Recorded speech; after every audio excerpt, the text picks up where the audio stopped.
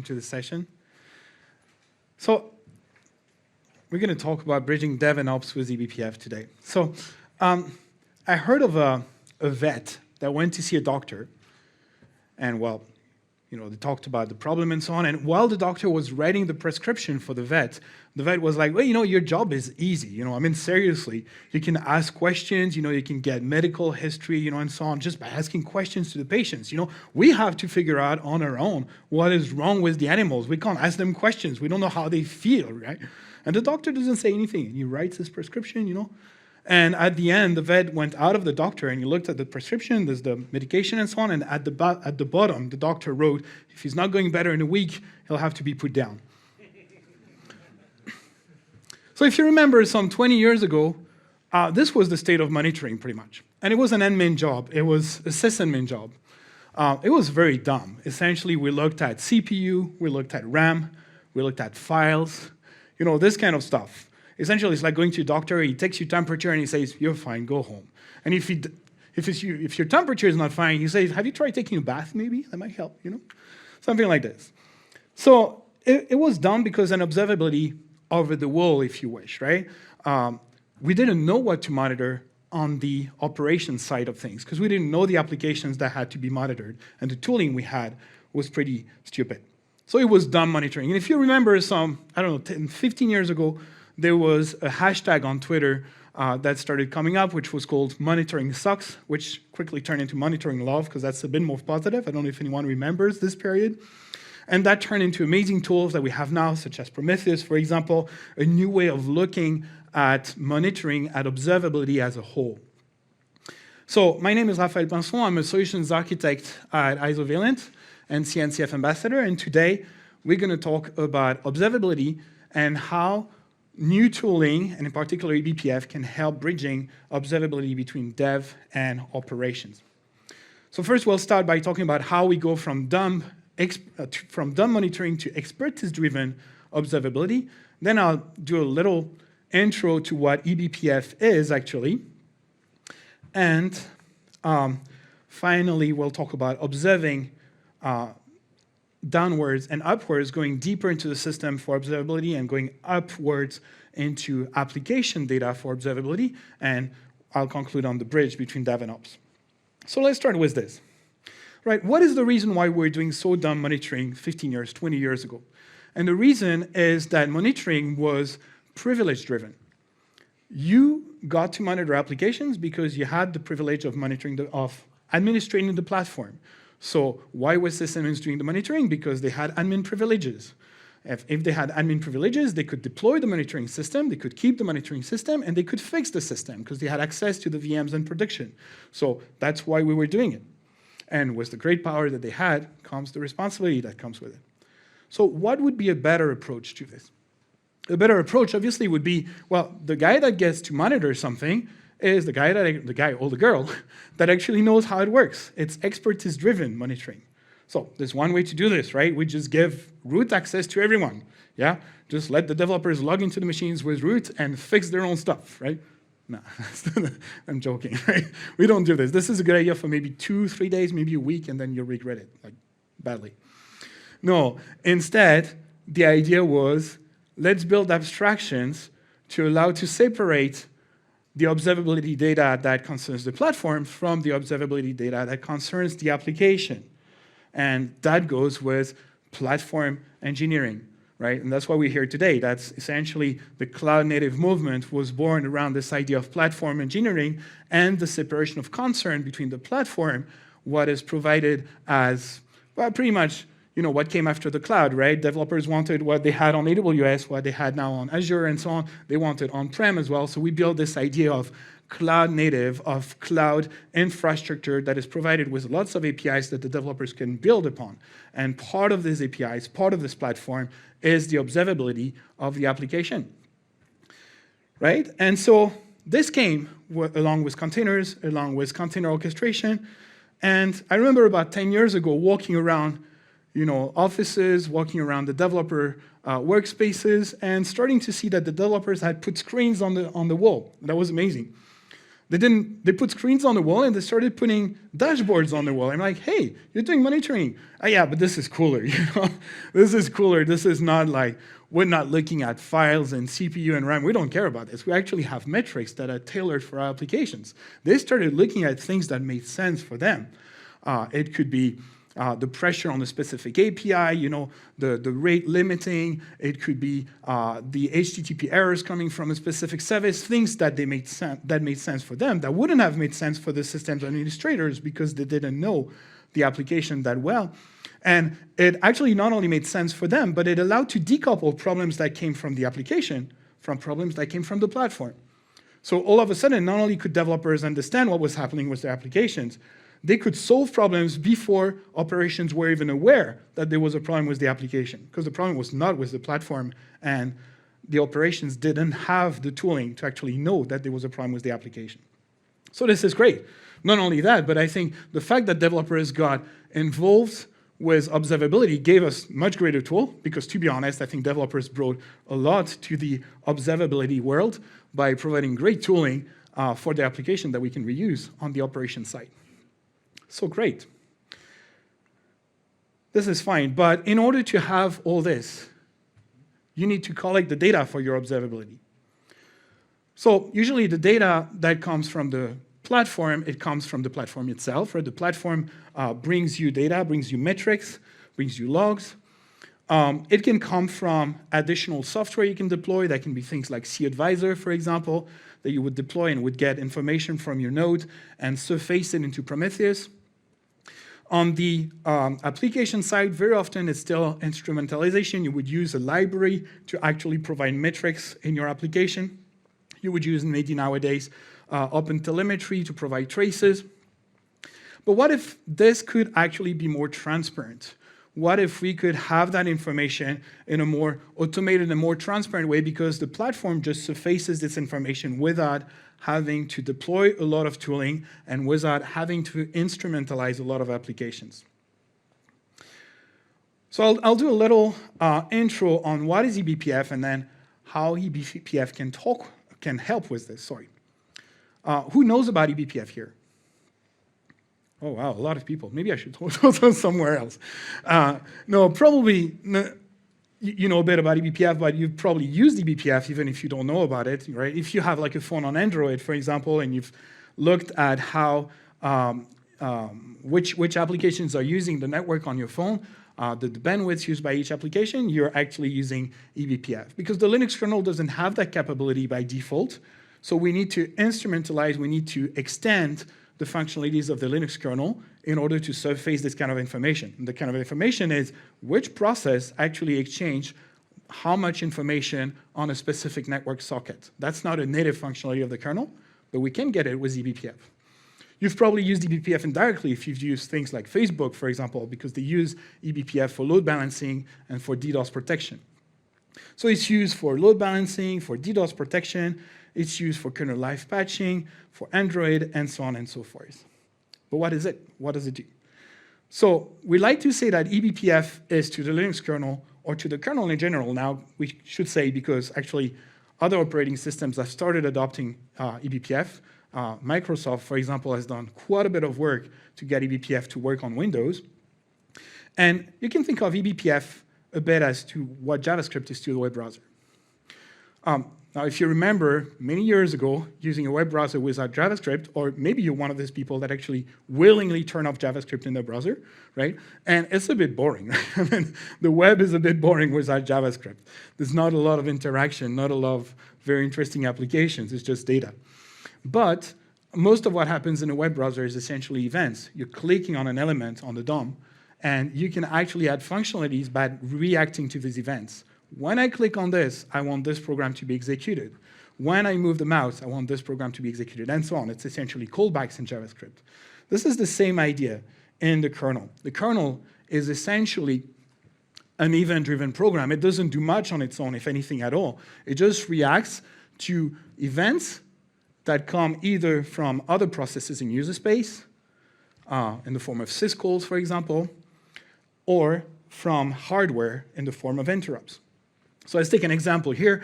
We have, let's say, a a shell session, a bash session, for example, and this session executes a program, let's say ls, for example. In order to execute this program, it will make a syscall to the kernel of type execv, and normally this syscall would lead to the process being scheduled for execution in the OS. Now with eBPF, what you can do is you can actually catch this event with a hook and execute your own program. Here's an example of a small program in a subset of C. And this program will essentially retrieve the PID of the calling process, the shell script, and the shell process in this case, and it will store that information in a structure which we call an eBPF map. And this structure can be used to exchange information between eBPF programs running in the kernel, or even with programs running in user space. That can be an agent running in user space that will be able to retrieve this information and derive observability. And you're saying, okay, well, you're just catching the PIDs whenever there's a process that's executed. That's not extremely fascinating, right? But you get the idea that this can be extended. And it gives us observability at the lowest level we can think of when the event actually happens in the OS. You can't go lower than this, right? Plus, it's actually safe. We could do the same thing with the Linux kernel, but that would be unsafe. We could potentially make the system very unstable or insecure. So eBPF is maintained in the kernel by the eBPF Foundation. It was co-created by two people currently at Facebook and Observability, and there's many companies now that participate in this eBPF development.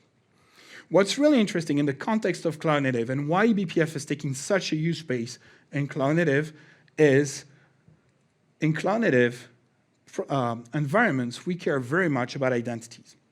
And there's one specific reason why, is that because we scale horizontally our workloads, so it's important to know which workloads go together. That's why solutions like Prometheus are super important, because they're not based on IPs.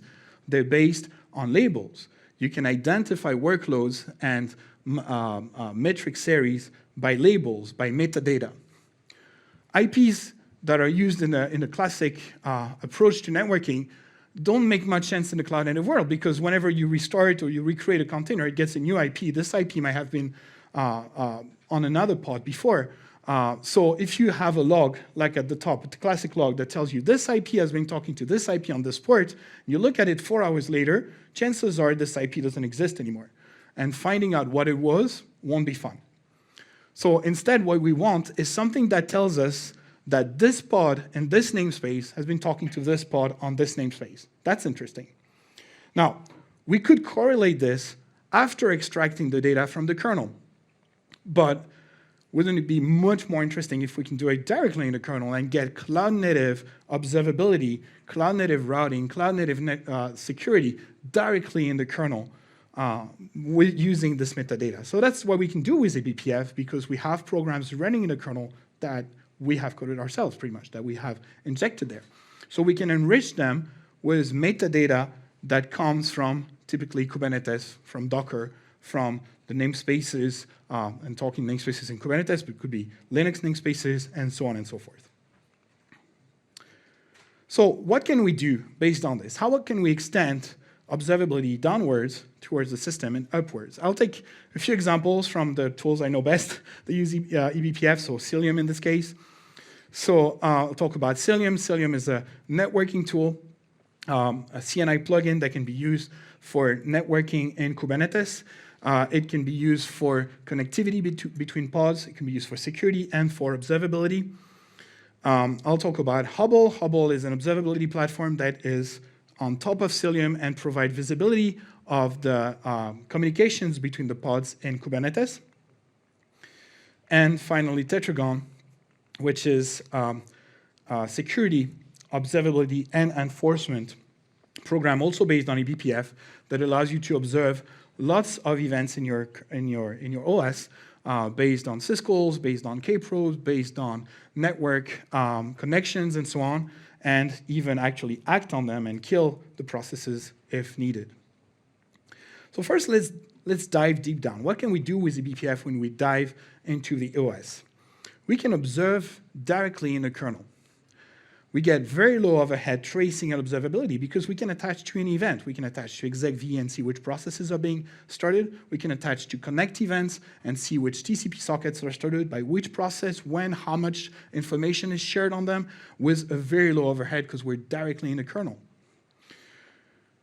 Example, network performance, SRTT, microbursts on a network interface directly from the kernel. What's interesting here is not just the fact that we can see things, but also that we can aggregate, create the metrics directly in there, right? Because obviously it's not the kernel program, it's not the eBPF program that's going to provide the Prometheus metrics on an HTTP interface. That's out of the question, at least at this point. But a lot of the cost of observing things on the OS is gathering the information, sending it out of machine space into user space, and then making it into usable metrics and flows. But if the correlation, the aggregation, the metadata has already been done in kernel space, then you can just export the metrics and the labels essentially to user space at a much lower cost.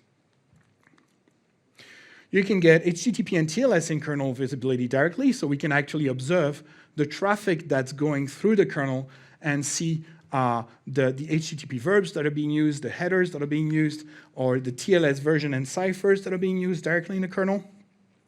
We can do troubleshooting on the fly. See, for example, tools like bpftrace. So examples of softwares with this approach would be BCC, a set of scripts that you can use and compile yourself and inject in your kernel to gain visibility into your system. bpftrace, I like to say bpftrace is a bit like the set of eBPF. It provides a scripting language, and you'll say, whenever there's an exec-v that is executed, I want to know the PID, the name of the program, and the arguments that were passed, and you can easily script this. Tools like Pixie, or Cilium for the network, or Cilium Tetragon for the system. Here's an example with bpftrace, so you understand what's happening. I'm willingly not using Cilium to make a difference here. So I'm writing a little bpftrace program. This can be a one-liner in your terminal. This bpftrace program will be turned by bpftrace, a user space program, into an eBPF program, a small C program. It will inject this BPF program into the kernel, and the kernel, the eBPF part of the kernel, will verify the program to make sure it won't crash the system or make the system insecure. There's a strong verifier, and I've often heard developers, BPF developers tell me that a big part of the job is actually convincing the kernel that they don't mean any harm. Once the program has been accepted by the Linux kernel, it can be compiled. It can be JIT compiled into machine code, so it's just as efficient as the rest of the kernel. It runs as if it was a part of the kernel, but it will run in a sandbox to be protected from the rest of the kernel code.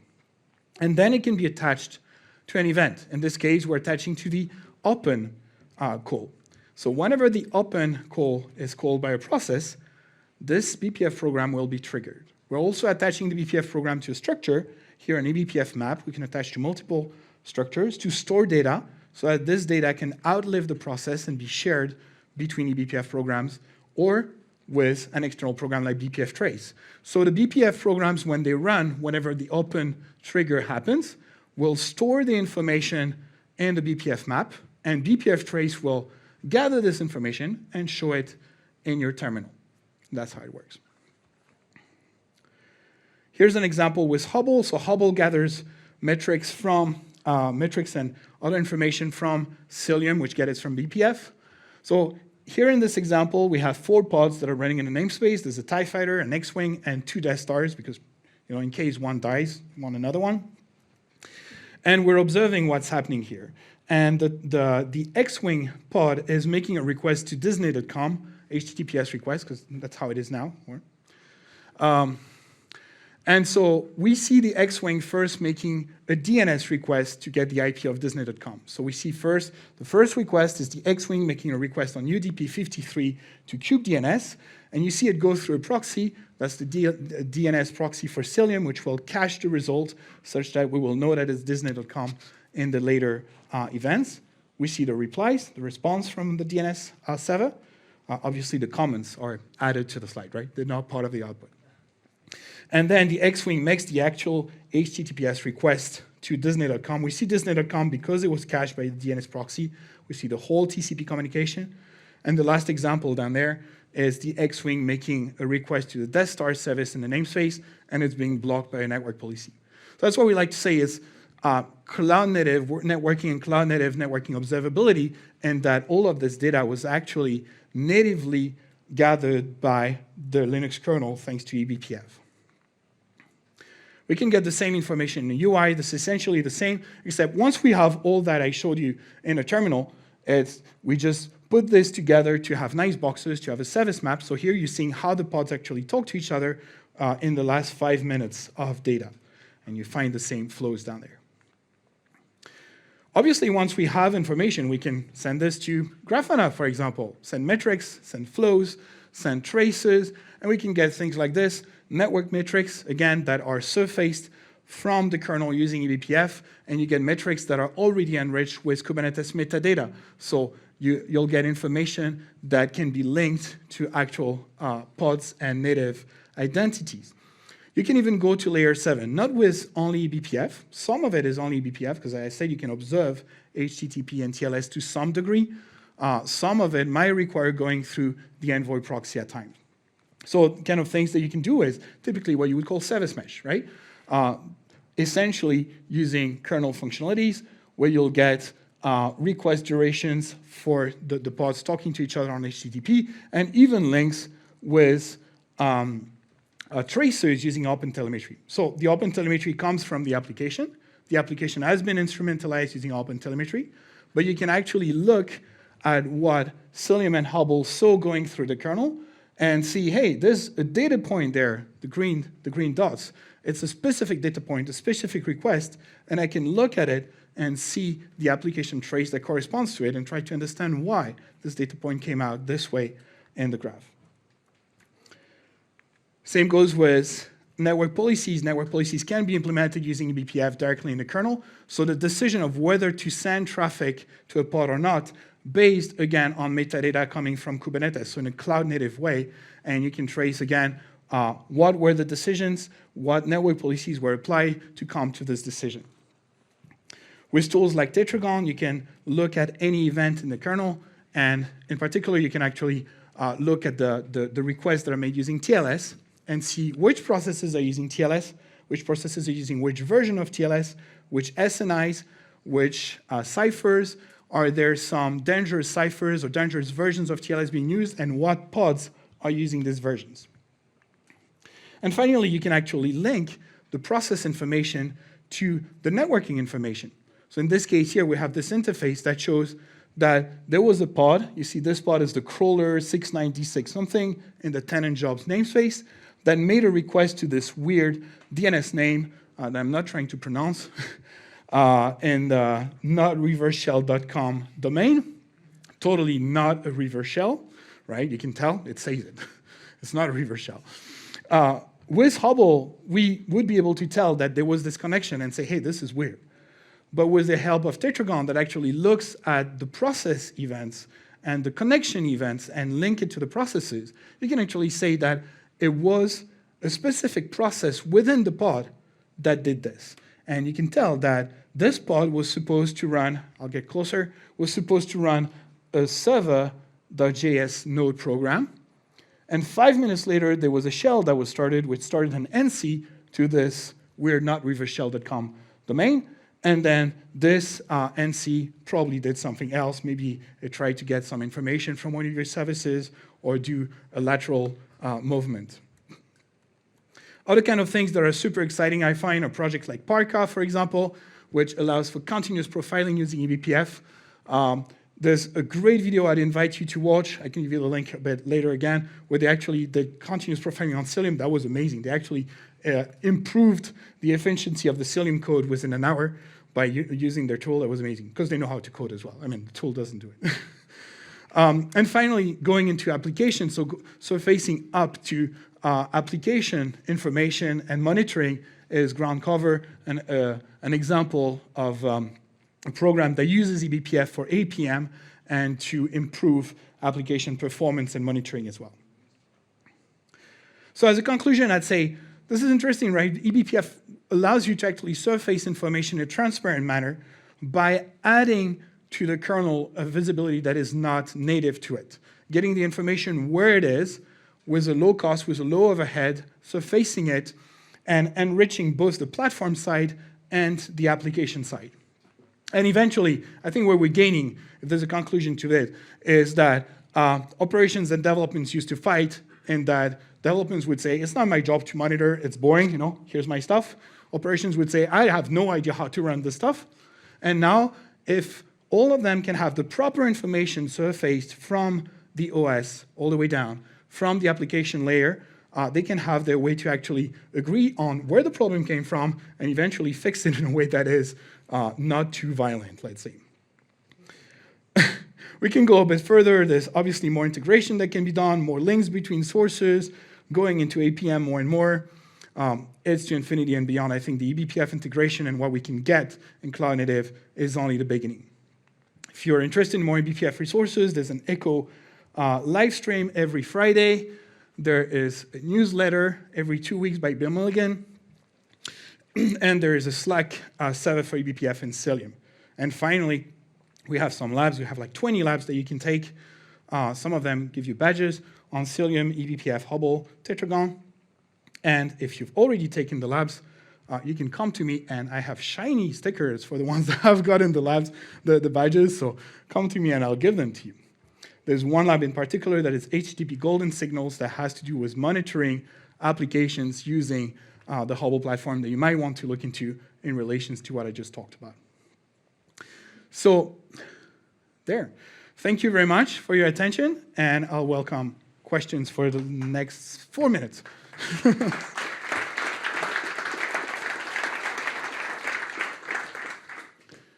Thank you very much for the great presentation. Just maybe I'm not super familiar with eBPF and the features that, but some things that you mentioned, for example, TLS version or certificate that we have in the request should be intercepted in the user space in the process that, for example, Nginx or something like that. Yeah. But you have it, you are using that in the kernel service. How you are doing that?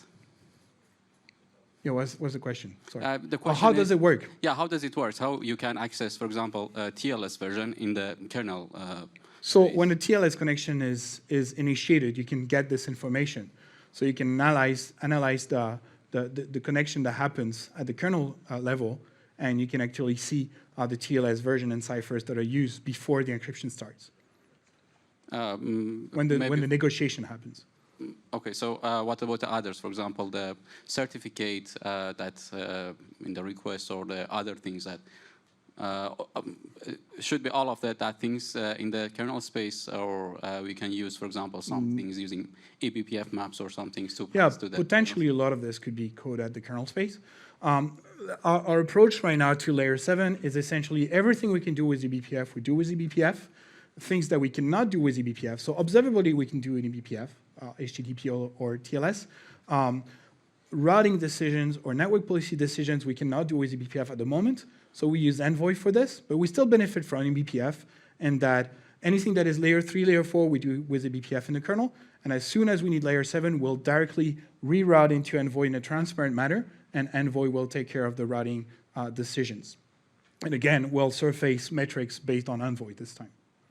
Okay, thank you. Yeah. There's a mic in the plant pot over there. Amazing. First row, grab it, and yeah, thanks. Hello, thanks for the talk. Just a question. I also haven't done much with the eBPF myself.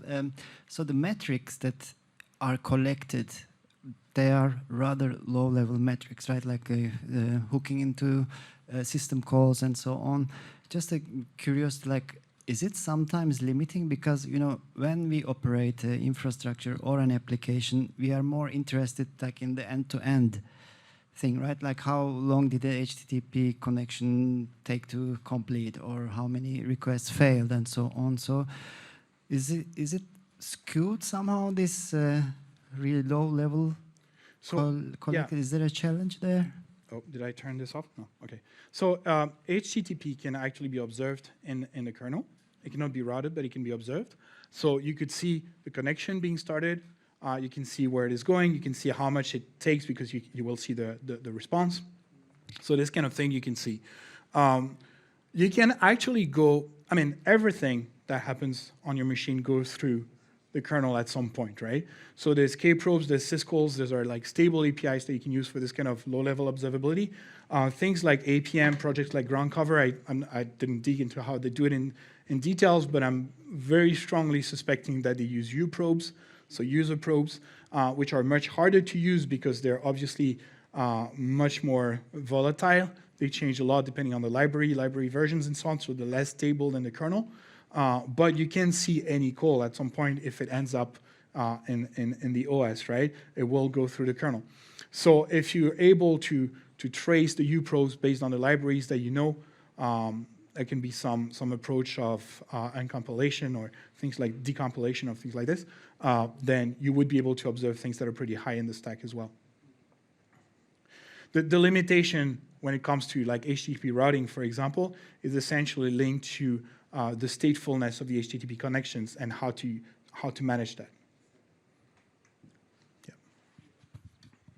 So all of that observability can also be done if you have TLS terminated at the port. So because then the connection is encrypted. Yeah, so what you will see is you will see the TLS versions and ciphers, but you won't see the HTTP layer because it will be encrypted. Yes, okay, that's what I thought. Okay. Okay, thank you very much, Raphael. Thank you.